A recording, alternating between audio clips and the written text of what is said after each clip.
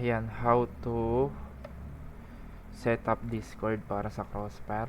Ayan, una download natin yung Discord. Search nyo lang Discord. Siyempre sa unang-una yon. Ayan, download for Windows. Ayan, halimbawa, na-download ko na kasi. Meron na ako.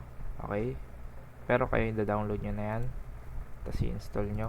Tapos ito na siya pag na-install nyo. Right click nyo yan. Tapos properties. Tapos itong advanced.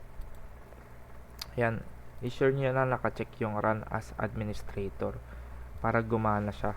Okay. Okay, tapos i-apply nyo yun. Apply. Tapos okay. Tapos yan, pwede nyo na i-open yung Discord. Tapos gawa kayo ng account. Then i-click nyo yung link dun sa GC natin para makapasok kayo dito sa Zero Execute. Okay, ito. Tapos yung settings natin, una syempre sa keybinds, ito push to talk, dapat naka push to talk yan. Tapos kung saan kayo sanay, ito yung pipindutin nyo bago kayo magsalita. Sa akin letter V.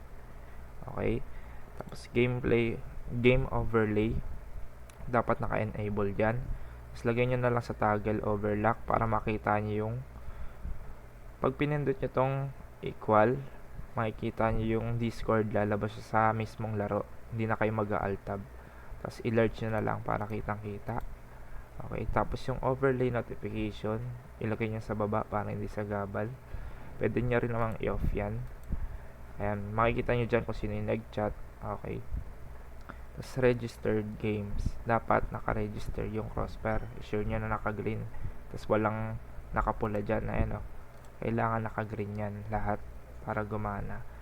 Tapos pwede na kayo mag-Crossfire nyan. Okay, gagana na yan. Hintayin nyo lang lalabas naman yan sa screen nyo mamaya. Ayan, lumabas na siya. Ito na. Ayan, pag pinindot nyo equal, ayan, pwede kayo mag-report ng mga cheater. Ayan, mga bug, pwede kayo mag-report. Di na kayo mag-alt tab. Ayan, ayun lang.